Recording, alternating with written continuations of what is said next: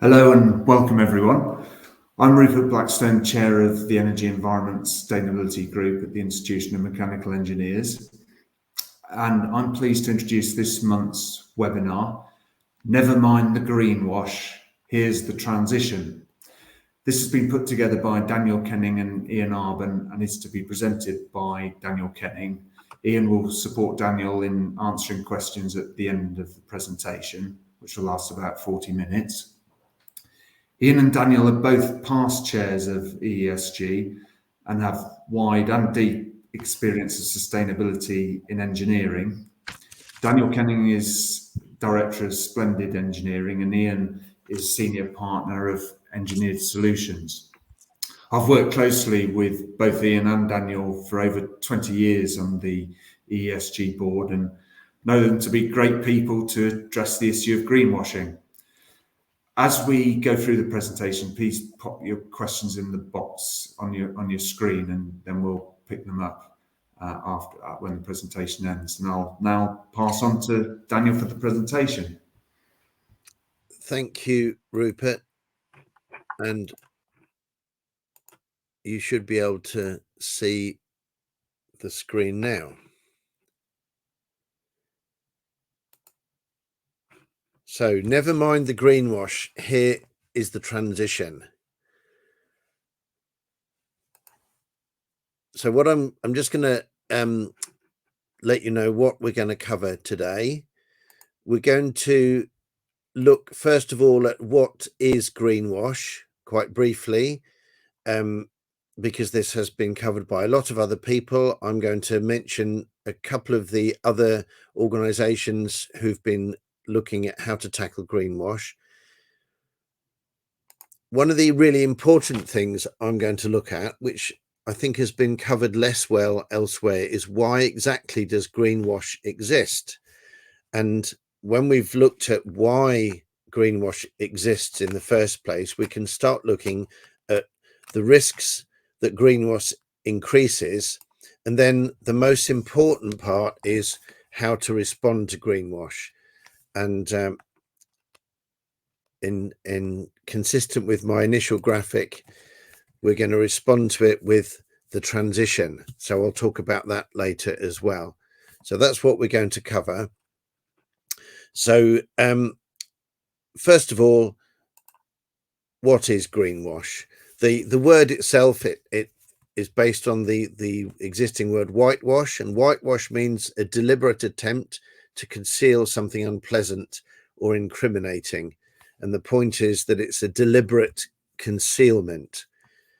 Greenwash, which can be used as a noun or as a verb, it means deliberately misleading actions or claims that exaggerate sustainability and minimize the need for change away from business as usual. So the key things are that it's deliberate, it makes things either look better than they are, but mainly it minimizes the need for change. And this is a key thing that we'll focus on, minimizing the need for change. Just a couple of other definitions to give you some context. When I use the word sustainability, this is what I mean. I mean the capacity to continue. This is not the same as business as usual with reduced environmental impact. So we're talking about continuity, not just about reducing environmental impact. And the adjective sustainable means having the capacity to continue, and it doesn't mean compliant with environmental legislation.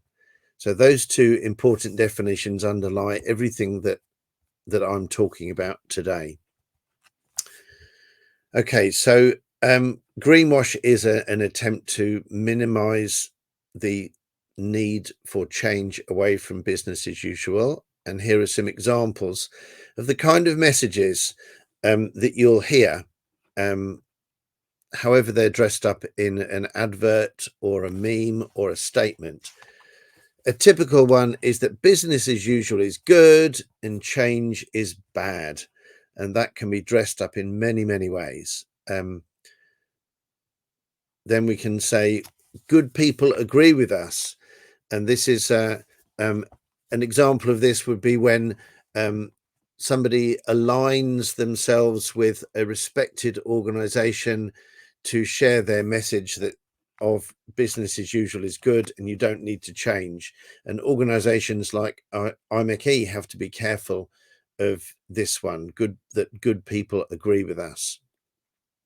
Then there's the kind of ad hominem greenwash, where the message is that the people who are seeking change are wrong or stupid or bad people.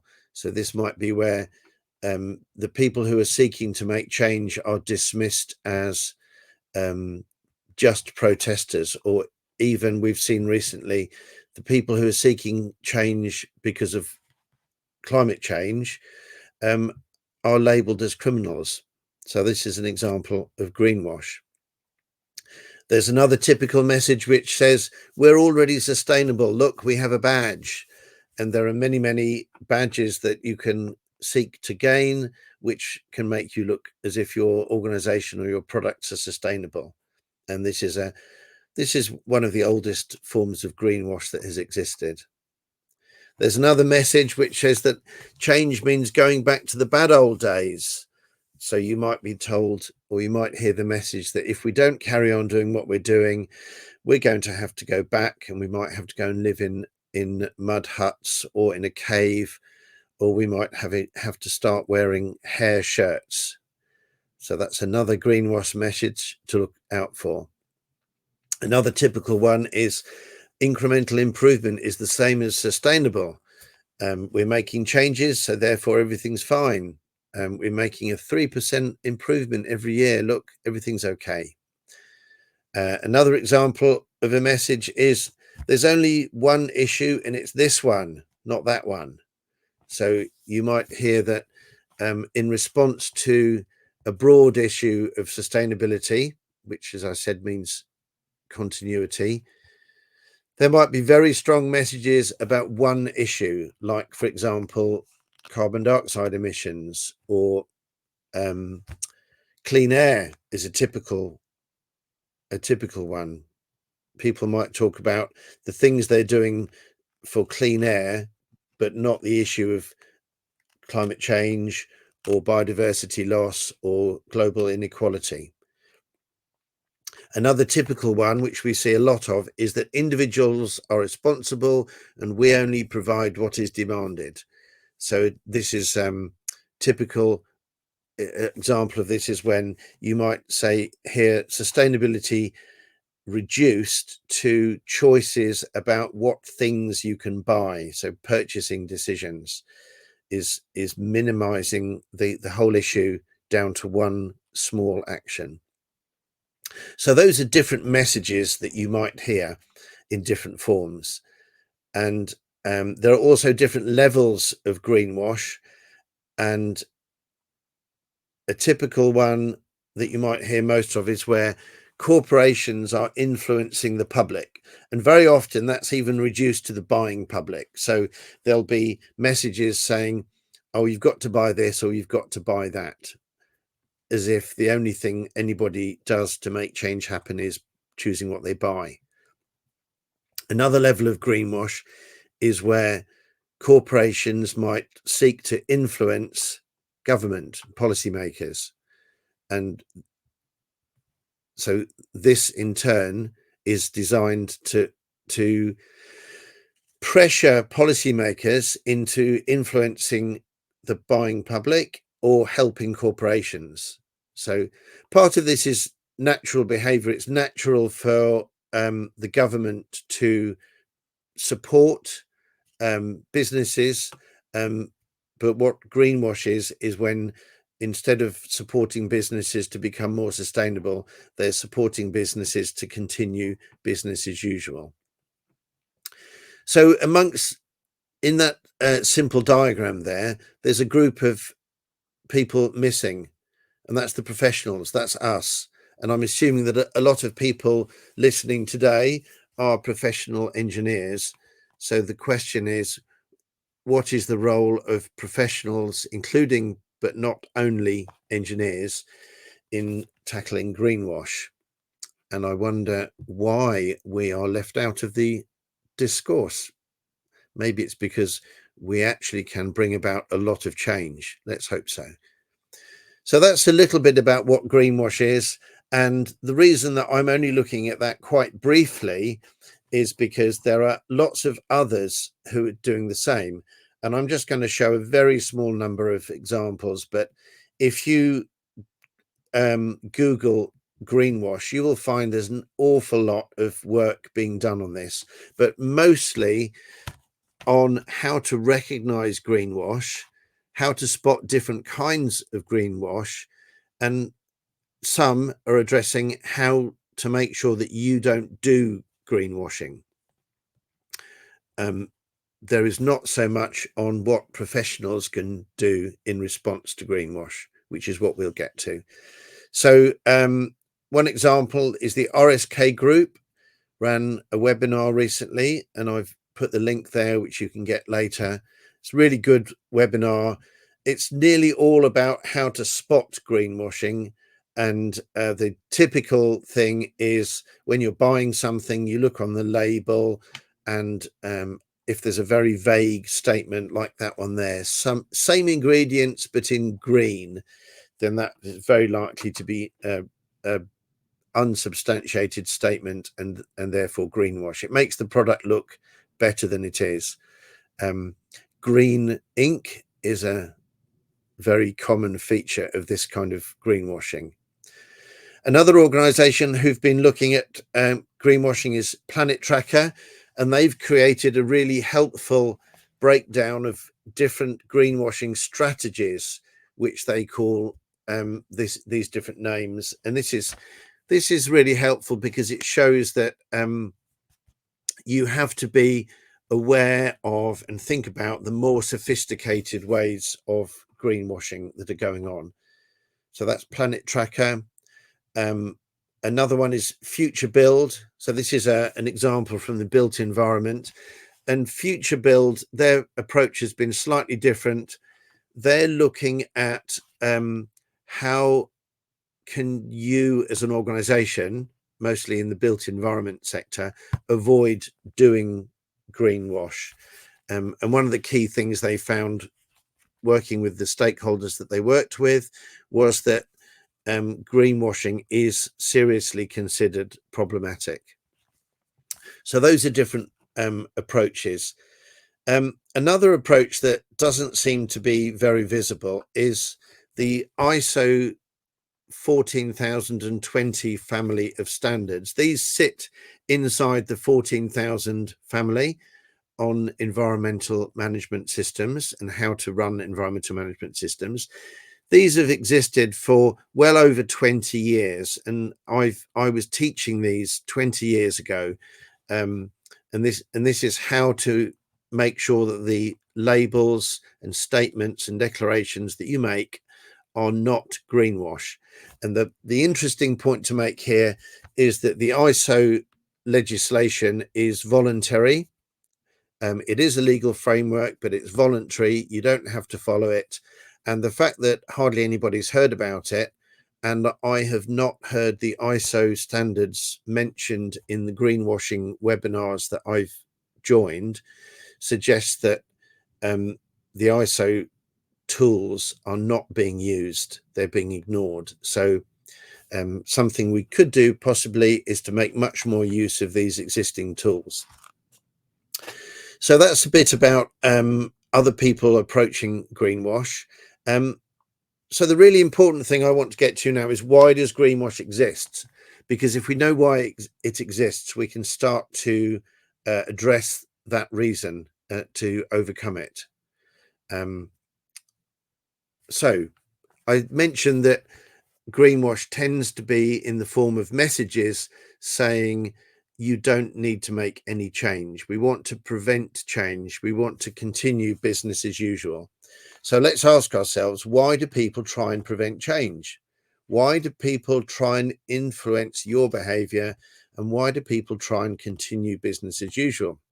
And I mentioned it's people doing those things because a lot of the greenwashing webinars talk about corporations, and it's useful to remember that it's people working in corporations who make the decisions and take the actions that lead to greenwashing. So what is business as usual? We're going to look at what is business as usual and what is change. So here's an example. Here's an example of what's been happening with atmospheric CO2 since the 1950s. And this is a track updated last week. You'll all have seen this, and it's a pretty much a straight line going up. That is in fact one output of business as usual. Atmospheric CO2 is an output of how humans conduct business. Obviously, we emit CO2 from nearly everything. You could look at graphs similar to this associated with biodiversity loss and habitat destruction. You could look at one to do with global inequality. You could look at one to do with pollution of the natural environment and physical destruction of the environment as well. So that's one example of an output. So let's see what are the inputs that lead to that. So business as usual, at least since the 1970s, when all of this kicked off with Rachel Carson's book, Silent Spring, these are the kind of things that have been going on and on and on and on and on and on.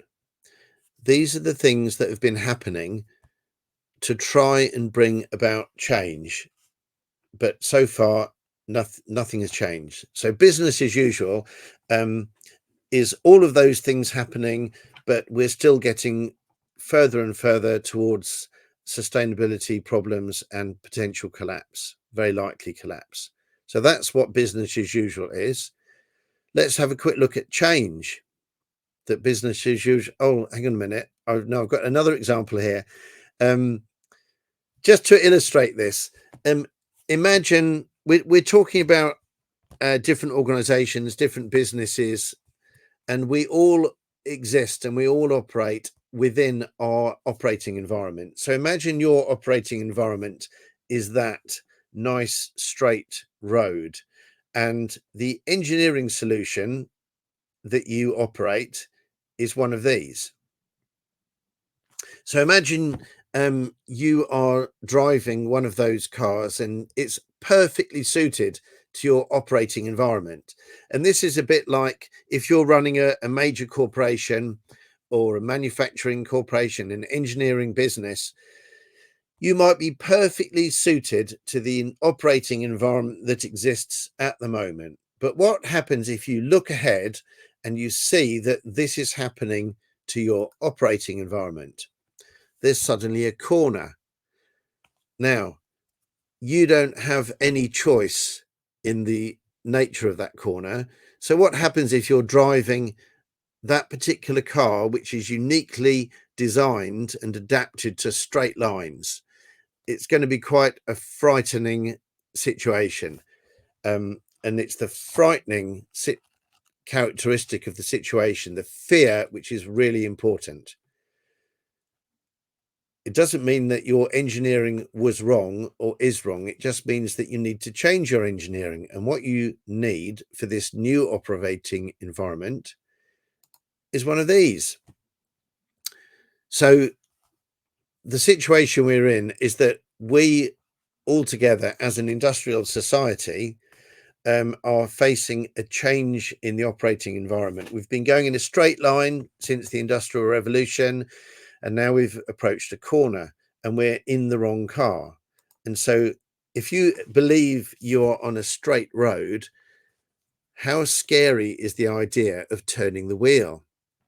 It's quite frightening, the idea of turning the steering wheel if you're on a straight road. So we'll bear that in mind, the idea of fear of turning a corner. So I'm now going to look at what is the change that greenwash is preventing.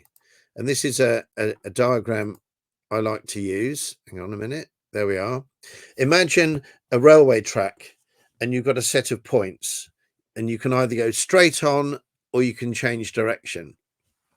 And in this analogy, industry and technology have been going in a straight line for a long time. We've been getting more and more complex and clever and beneficial and really rather brilliant engineered systems which do brilliant things for people and society, and we've been getting faster and bigger, which is brilliant. Engineers have done a fantastic job of doing what IMechE sets out to do, which is to improve the world through engineering. It's all been fantastic, but now we're approaching this junction, and if we look ahead, we can see that business as usual, straight ahead, leads us to danger, and that could be a collapse of any sort. But we know that business as usual does lead to danger, but this other direction leads to safety. This is a new trajectory, and we need to think about how to move from one to the other. So when I talk about change, I talk about the change from business as usual to this new trajectory. As we move forwards along business as usual, every single step forward is also a change, but it's a change in the same direction. And one of the messages that you'll hear in Greenwash is that we're doing lots of innovation and it's therefore good. We're therefore sustainable. But if your innovation takes you in the same direction as business as usual, that will not deliver sustainability. It might give you legal compliance, it might increase your profits, it might be good in the short term, but it could also completely fail to deliver sustainability and continuity.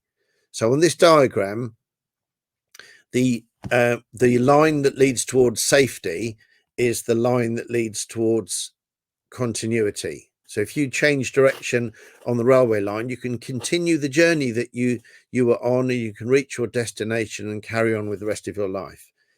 Now, the key trick that we engineers have is that we know how to change things. And within IMechE, we have our very big railway division, who I'm sure can tell me that my drawing of a set of points is wrong. But the principle is that we know how to use engineering to make a device which can be operated by one person, and that's the lever in a signal box, to move something very big like 1,000 tons of train onto a new direction. And that's what we need to do. So Greenwash is tending to prevent this, and this is what we need to do. So let's look at what hinders or helps change.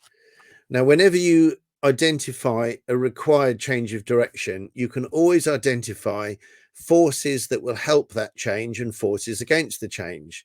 And we know lots of forces for change, like people want a better future, so stability enables prosperity, we can avoid collapse, sustainability is good, and people are realizing this, and there's lots of momentum towards change. But the big thing is fear of change can impede that, and it's always humans who suffer fear of change. And whenever you're trying to make a big change, the opposition to change always comes from, or nearly always comes from, human fear. And that's a key thing to remember. If we look at all the forces for change, these are great. There's no argument about these. We could either increase our forces of change to overcome the forces against change, such as these, or we can focus on taking away the fear. And this is the key thing that we can do. We'll come to this in a minute. When we're looking at a transition approach, instead of trying to force change, and much as I support their objectives, a lot of people who shout at politicians saying, you must change, you must change, you must change, will just increase the resistance. We have to look at the fear and how we can overcome that. So quickly, I just want to highlight a couple of the risks that Greenwash increases, because I think these are not highlighted enough. Okay, if we don't make change, we can end up making the wrong short-term decisions, which means that there can be failures, either corporate, economic, and societal.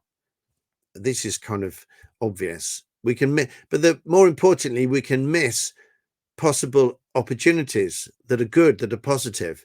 We can miss the chance of delivering a better future, and we can miss the IMechE objective of improving the world through engineering.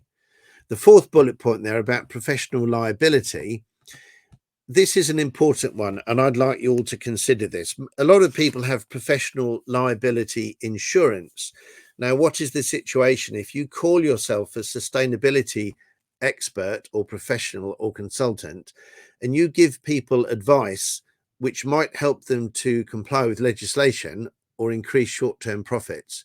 But what if your advice does not protect them from a future failure? Will you be liable? And I think that potentially there is a lot of liability if we don't help people avoid future failures. Also, the last bullet point, our professional code of conduct says that IMechE members will conduct their work with integrity and objectivity and with due regard for the welfare of people, the organisations and the environment with which they interact. And then finally, we all agree to not knowingly mislead nor allow others to be misled. So really, we have a professional obligation and a legal liability obligation to address greenwash. Now, the most important thing here is how we respond. So if we understand the root cause, I've already mentioned fear of change several times, and I think that this is a very important area of focus. If we look at all the different stakeholders, and by this, what I mean is anyone or any group of people who have an interest in the system on which you are working on the engineering. So some stakeholders provide motivation, some provide the authority to do work, to make changes, some provide control, financial control, legal control. There are sources of expertise, and as engineers, we are probably familiar with being the source of expertise to make change happen. And then there's the source of legitimation. This could be the people who don't have a financial stake, but who will tell you afterwards whether you did it right or wrong. And if you are influenced by greenwash and you allow change to be avoided and then a failure happens, the people who tell you that you failed are the sources of legitimation. The key thing I want to make is that this can be a positive change. I don't want to talk about having an argument with people who publish greenwash about whether their greenwash is right or wrong. I don't think we should spend our effort in that part of the discussion. We should be looking at the positive benefits of change compared to the impact of business as usual. We should focus on solutions and consensus, not on conflicts. And what we need to do is to develop new ways to transition from business as usual to a better future. So we're engineers. A lot of people on the line will be engineers. And we've already seen an example how IMechE members are the kind of engineers who develop railway points so that you can transition a big, heavy train with a lot of momentum from one direction, which is not desirable, into the better direction, which is desirable. And that is an example of a transition mechanism. And we all need to develop other mechanisms for other systems. And finally, we need to focus on the capacity to continue, the sustainability. And I say this because a lot of focus is on legal compliance or legislation, and that is only following up at the tail end. We need to be at the front, focusing on the capacity to continue. And this next slide is a little story. A lot of people will have heard of this. It's a very valuable story that we might have heard of when we were children. It's the parable of the wind and the sun. And in case you missed that, this is the story about how the wind and the sun were having a discussion, and they were arguing about who was the most powerful. And they had a competition, and they said, well, we'll both try and make that person take their coat off. That was the competition they set themselves. And so the wind went first, and the wind huffed and puffed and blew with all his might. And the person with the coat on, all they did was hold it tight around their shoulders to keep warm, and the wind could not blow the coat off. And then the sun said, now it's my turn. And the sun shone their lovely warmth on the person, and in a very short space of time, the person took their coat off. So the reason I share that story with you today is to say that a positive approach is far more effective than the approach of conflict or fighting and trying to use brute force. Okay, so I'm just going to repeat this diagram now. This is the forces for and against change. And I suggest that in any situation, you can make a list of forces for and against change. And I suggest that fear of change will appear all the time. So that's what we're going to focus on. Okay. So the next slide is two graphs. These are very old graphs because this is an image that I made about 23 years ago, and I think it's still valid. We've got two challenges. One is the climate challenge, which is the challenge of the impacts of our behavior on our climate and on our environment. The other one, the peak oil challenge, is a challenge of finite resources and using finite resources in a finite world.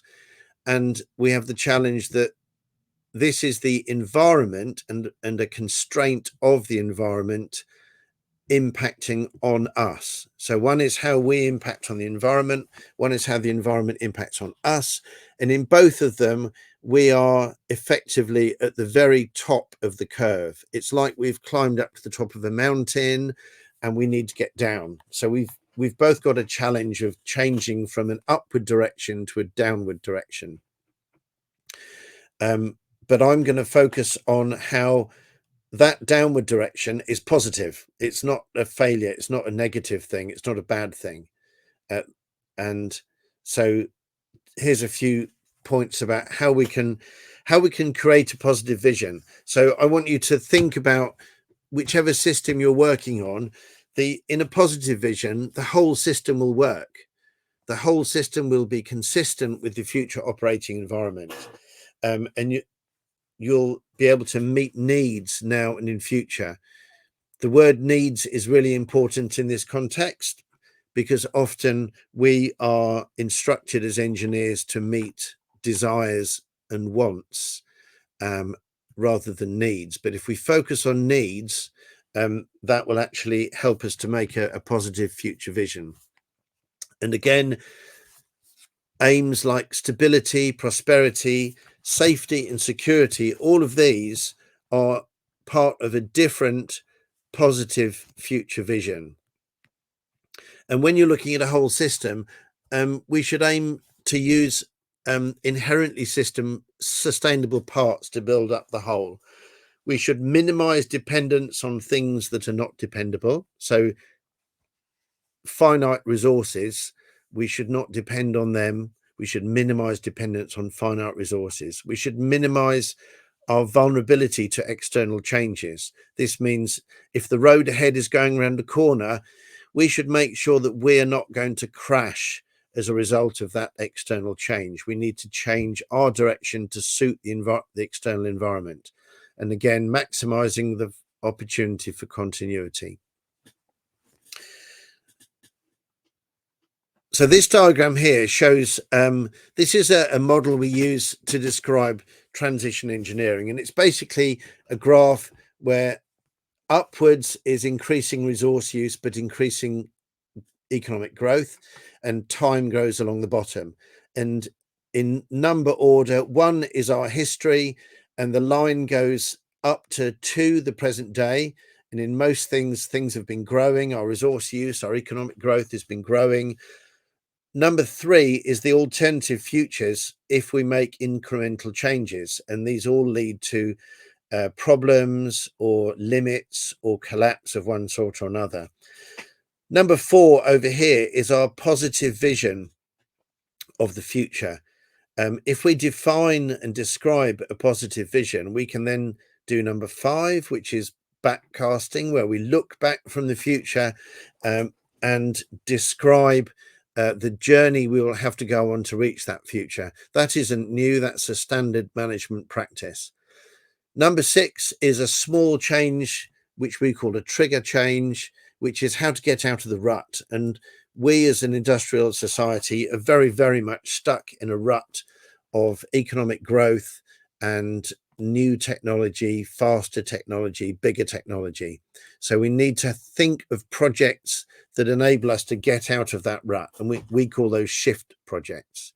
Number 7 is, once we've identified a safe operating zone into the future, we can plot our change programs. And this is our development programs that lead to future prosperity. One of the problems with this graph, which is a subject all unto itself, is that we've been conditioned to believe that success has to exist at the top right-hand corner of the graph and not the bottom right-hand corner. So if we turn this graph upside down, we can change the upward axis so that upwards is increasing the capacity to continue. Then we find that our history from 1 to 2, over the course of history since the Industrial Revolution, we've actually been reducing our capacity to continue. And all of our future options, which exist under business as usual with incremental change, they all lead to failure. What we need to do is change our direction of travel to go upwards to a defined future which is successful and happily at the top right hand of the corner. So the positive vision is to use our engineering to define all of the problems we get faced with, so that we can define a positive future vision and then work towards that, which is enables us to achieve continuity. Now, one of the quotes that I came across a long time ago, which is still really useful, is Mr. Einstein, who said you can't solve a problem with the same way of thinking that caused the problem in the first place. And unfortunately, we've been able to use very similar thinking since the Industrial Revolution, and now that is holding us back. So we need to find a different way of thinking. And that's what I hope I've introduced today, that the fact that greenwash, it exists because anytime you contemplate change, that can introduce fear of change. So greenwash tends to always reduce our incentive to bring about change. And my key point is that as engineers, as any kind of professional, the best way to overcome fear of change is to focus on the positive future and help people think differently, so they can think about the positive future and realize that change does not need to induce fear, and actually business as usual is far more fearful than change. So I hope that you can take away some ideas about how you can overcome fear and move towards change and transition to a sustainable future. So I thank you very much. There's my contacts, which you'll get anyway. And just very quickly, I just want to explain why I used this image at the very beginning. And it's because at another time in the 1970s, in the world of music, a lot of people were frightened that there was a doom scenario approaching. So a small group of people shook things up quite a lot and said, we've got to change our direction. And I believe that partly as a result of the musical changes at the end of the 1970s, music didn't die and we're still here today. So I think there's a lot of similarities between then and now. So I hope you'll find that useful, and I thank you very much. Thank you very much, Daniel. You did a very good job there of explaining what the problems are, how we address them, and you did it in a very engaging way. And I'll now pick up on the questions and ask them for you, Andy, and to answer. The first one's from Shrey Parashar, a postgraduate student of Cranfield University. Please, can you again explain the professional liability for future failures, along with some examples? Okay. Okay. So professional. So if you're a student, you haven't maybe had the joy of buying professional indemnity insurance yet. But if you want to practice as an engineer or many other professions, you have to have insurance so that if you make a mistake which leads to a loss for your client or your employer, you don't go bankrupt, because the mistakes that you make can be very expensive. And typically for engineers, this would be if you design something wrong and it fails, you might cause a piece of machinery to break because of your error in calculation or something. So you have insurance for that, so that you personally don't have to pay to clear up the mess.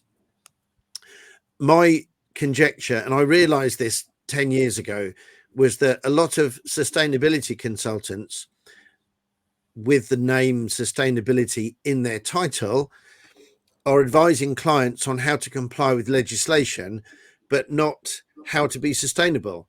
And it concerns me that at some point somebody is going to click and say, hey, you guys are supposed to be sustainability experts. Why is it that after you advised me on how to develop a sustainability strategy, I implemented that strategy and clearly I'm not sustainable because I'm going bankrupt now?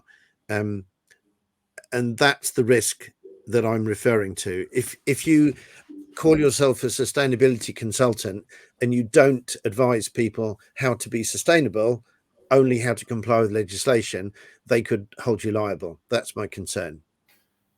Daniel, can I just thank you for that? I'll respond to that. In the case of professional liability for failure, if there's a flaw in the design, it's largely within the boundaries of the project and then the systems which the project applies to. And with sustainability, it's very complex, and there are global impacts that are hard to work out and possibly attribute to the source of the problems at times. It is complex. And do you think that I mean the principle that you just explained seems very sound, but do you think how practical do you think it would be to have a similar sort of system of liability as you have for current engineering failures for future sustainability? I mean, how do you see that you define the boundaries? No, I know what you mean, but I would point out that the description that you used there is the result of having internalized some greenwash. Firstly, you said that sustainability is very complicated, but actually, whether or not you continue as a business is quite simple. You either continue or you don't. And my point is that sustainability means continuity. It doesn't mean reducing your impacts on the environment. Your impacts on the environment are one of the reasons why you might fail, but it's the word sustainability means having the capacity to continue. So actually, greenwash has led us to believe that we can't address sustainability because it's too complicated, and therefore we shouldn't worry about it. We've been told that it's only about impacts from us on the environment, but it's about impacts from the environment on us as well. So actually, as a sustainability consultant, you can go into a business and you can say, these are all the things that might make your business fail. we can address them. And you can do that so long as you set the scope right and you aim for sustainability and not legal compliance, not just legal compliance. Yeah, sure. But I was also wondering, I mean, there's a time scale matter, and I was wondering if Shrey might have been pointing to this, that it's liability for future failures, and some of these impacts are a long way into the future, aren't they? And there's a lot of, some of them we're only just discovering. Some that, for example, with global warming, some of the feedback effects, it's exceeding predictions. And it's not going to be a small task to set up an equivalent legal system, is there, of liability for future failures, some of which... And that isn't actually our job. That isn't actually our job. Is to make sure that we as professionals and our employers and our clients are not vulnerable to future changes. So if there is a future change in the legal system, we should make sure that we're not vulnerable to it. And we can already see that people are individually taking corporations to court over their climate impacts. And if those corporations have been employing sustainability consultants, they can turn to those consultants and say, why didn't you warn me about this? Yes. You're supposed to be an expert. Yeah. Thank you, Daniel. But by the way, everyone, please keep your questions coming in the box. I'll move on to next question by Andrew Roper, who's the lean coach. Aren't people concerned not with fear, but with cost of change, higher energy prices, more expensive heating, e.g. heat pump, and vehicles, etc., etc.? Yes, cost is always an issue that's thrown up. And this is an example of greenwash, because we are told again and again and again and again and again and again that the cost of change is a big problem. But we are never told that the cost of not changing is actually much bigger. So if you run a business and the cost of not changing so that you're consistent with your operating environment is business failure. So how do you put a price on going out of business? This is why I'm saying that sustainability is all about the capacity to continue. If you continue in business, then you can continue to make profits and flourish and prosper and give everybody stability, security, and everything. But if you don't continue, then you can't do any of that. So the cost of not changing is actually much bigger than the cost of changing. And when you're going around a corner, if you're driving a car around a corner, for example, you're making many small decisions all the time about how you control the vehicle around the corner. And you specifically don't want to get involved in working out how much it would hurt you if you crashed. We don't think about how bad the crash will be. We just avoid it. We change direction to avoid the crash. And that's what we need to do as engineers who are helping employers and clients get round that corner. Thank you, Daniel. Ian, have you got anything to add to that? No, not at this point. No. Okay, thank you. Well, next question by Swain Hunter. The discipline of business continuity, commercial, public sector and third sector, could be summarised as the capacity to continue despite a major disruptive incident happening. Have you considered what might be learned from BC and transferred into planning and projects to ensure the capacity to continue in the long-term definition of sustainability? I'm sure that there is an enormous amount to learn between those two disciplines. And I can't say I've done a lot of that at the moment, but there is certainly a lot to be learnt from the two. I just wonder whether one of the key differences is that formal business continuity is about specific events, whereas sustainability is the classic slow change risk, that there isn't, that the unsustainability is a slowly growing risk, We've also seen that even if there are big issues like hurricanes or heat waves or wildfires, we as a society are very good at explaining them away and still not changing. So yes, I agree with you. There's a lot to be learnt from that. Thank you.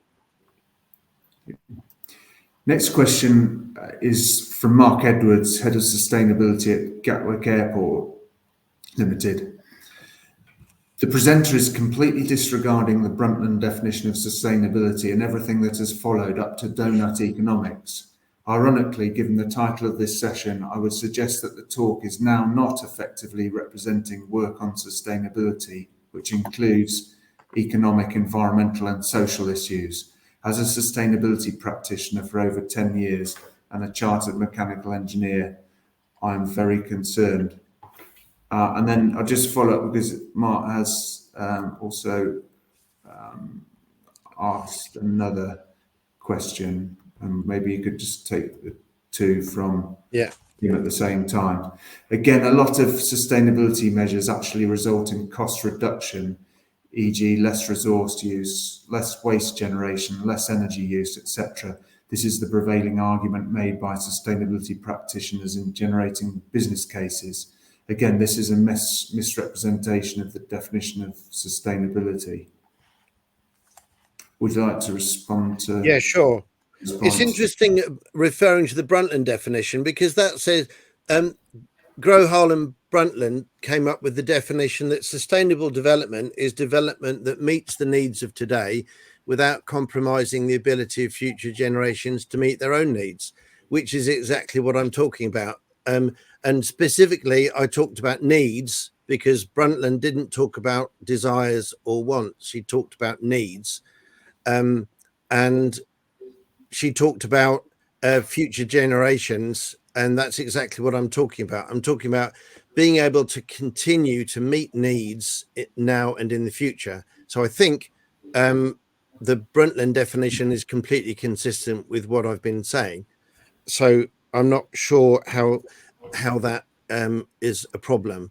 It's certainly a definition that I've always used, and I think it's completely correct still as a definition. One interesting point is that that's the definition of a thing called sustainable development, and development is the process of change. And that's a United Nations report, and in United Nations terminology, development means active change. So when people go into a system and make it change, so that's what that means. So that's the process of change.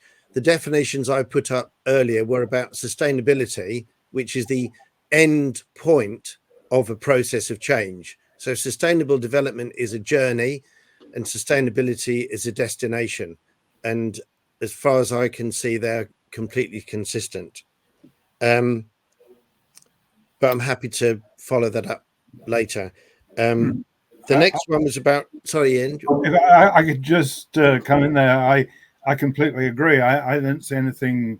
You and I have both been sustainability consultants for a very long time, and I don't see anything inconsistent with Brundtland in what you're presenting. So perhaps we're just perhaps the question is looking at it from a different perspective. I don't know. I don't see that disconnect. Yeah, possibly. But anyway, we can follow that up, because if there is a difference of understanding, that's an important thing to try and resolve. Sure. The next one is about cost reductions, and sure, not all. Not you're absolutely right that a lot of sustainability measures can and do reduce costs, and normally the change can be lead to cost benefits, especially the further ahead you go, the more you avoid the costs of unsustainability and the costs of business as usual, the more that can be true. So that's in fact, one message of Greenwash is that changing towards sustainability isn't necessarily more expensive. I have sat in meetings where the client has got to the part of the agenda called sustainability and has turned to me and said, right, sustainability, we'll have as little of that as possible because it's an on cost. And that is a complete misunderstanding of what sustainability is all about. And so, yeah, some things can bring about short-term cost benefits. Some things can bring about long-term cost benefits. But yeah, we shouldn't oversimplify that. Thank you. Well, Mark, thanks for bringing up those points of discussion. I mean, I too feel that what Daniel presents is consistent with the Brundtland definition, but I appreciate that all of this, and in fact, what Daniel's talking about in regard to greenwashing, includes the importance of communication. I mean, we have to find the best way of communicating sustainability to a whole range of people, and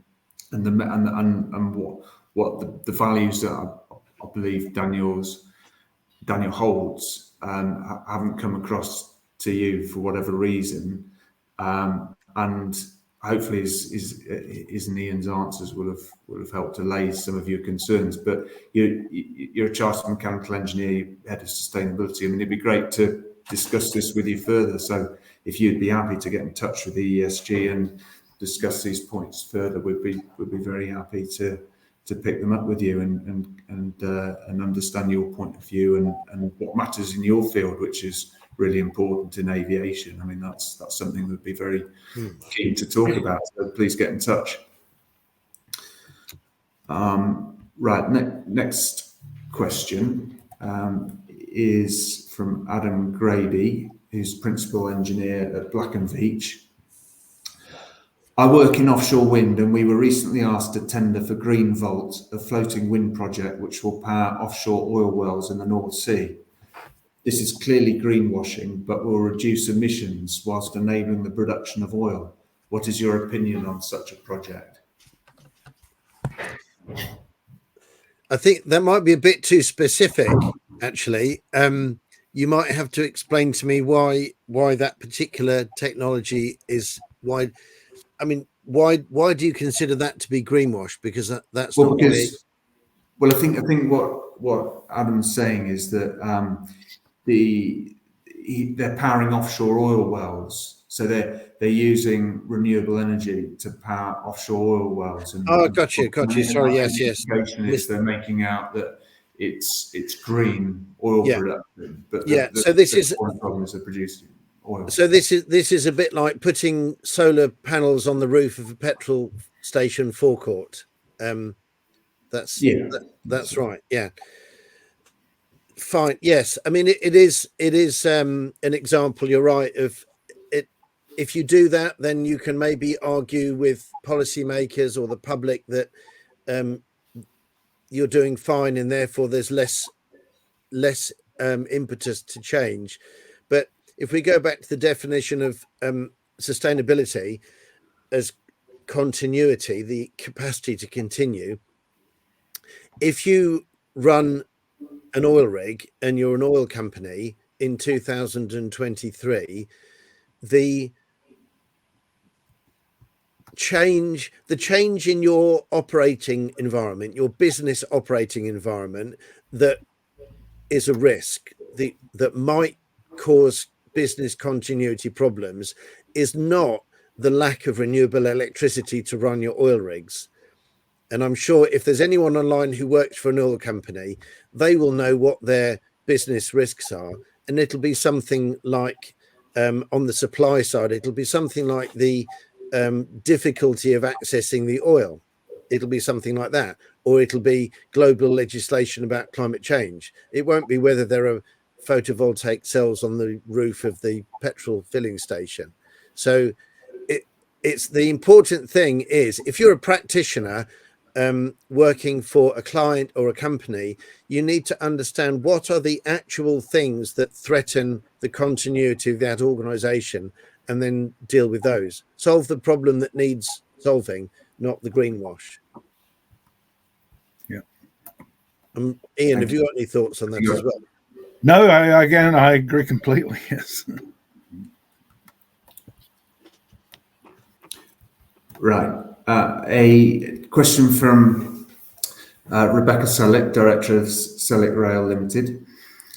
As a railway engineer, loving your angle and enjoying your analogy, although I don't have a specific vested interest, can you give us IMechE members advice on positive framing to facilitate a long-term sustainable railway network without the long-term freight and passenger capacity HS2 would have brought? In short, how would you approach HS2 differently in the future? Well, I'd prefer to answer the first part of your question, which is how you'd positively frame a rail network. And I would say, well, you need to, if I was approached by a rail company, I'd say, well, you have to look at what is the core benefit that the company provides to its customers. And if you boil that down to the finance, you could say, what is it at the moment when your customer decides to give you money? What is it that you do for them that makes life better for them? And with trains, it's going to be around getting to the places where they want, with moving people and goods about. And so you need to look about what is the transport that is needed in the future, not now. And if the future is defined as a sustainable whole system, it might be that the future demand for travel and transport goes up, goes down. I don't know. I don't know what models the HS2 people made. So I don't know. But if you're inside that industry, I would say look at the core benefit that you give to your customers and focus on that. And another key thing about if you are operating at a point in history when you're going around a corner, you need to make sure that you don't assume that the future will look like an extrapolation of the past. So it might be that growth in transport over the last 50 years doesn't mean that there's going to be growth in transport in the next 50 years. I don't know. I'm not making a prediction. I'm just saying you need to check. I would agree with that.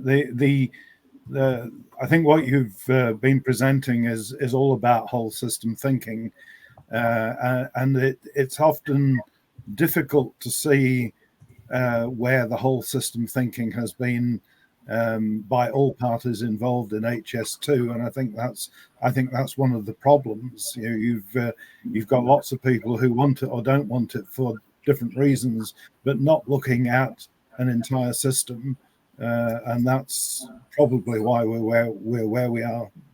Yeah, thank you. I'm sorry, I've allowed it to overrun there. We're going to have to finish, but thank you very much both to Daniel and Ian for this presentation, and to everyone for the great questions and comments which have stimulated some good discussion there. Please look out for subsequent EESG webinars, and I hope we'll see you soon. And we've got a lecture in December which will be face to face at One Birdcage Walk as well. So maybe see some of you there. And with that, I'll say goodbye and thank you. Bye-bye. Thank you.